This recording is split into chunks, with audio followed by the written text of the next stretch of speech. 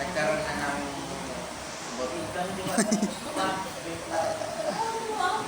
Opo. Ibang tayo eh. Kasi wala yung crocs. Sabi ko kahapon, nakasapatos ako. Nakakaya ako. so, dati nakalapit ko naman sa Lanos. Ay, hindi mo. Nung nakaraan na, nung umansin ako, nagpa-check ako. Sabi na ako, doktor ko. Basketball na. Hindi naman.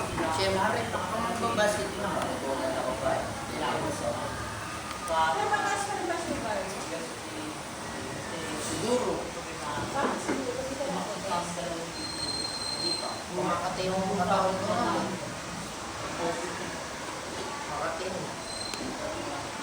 Ulo ko makatigas ng basketball. Pero magka-diabetes na. Kapag kain lang na kain, pumapayat, dito nakataba. Pero nung diabetic, mabilis magutom. Tapos, lakad na uhaw.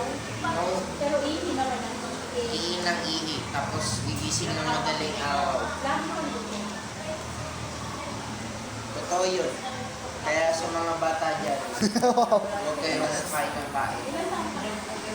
16 mo. Diba? Pero nung pinanap kasi ako, ma'am, insulin. Hindi, ma'am. Nung pinanap kasi ako ng nanay ko, insulin.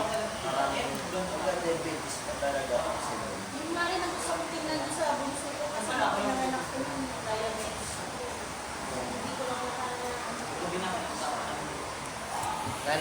Nanay ang tatay kukuha sa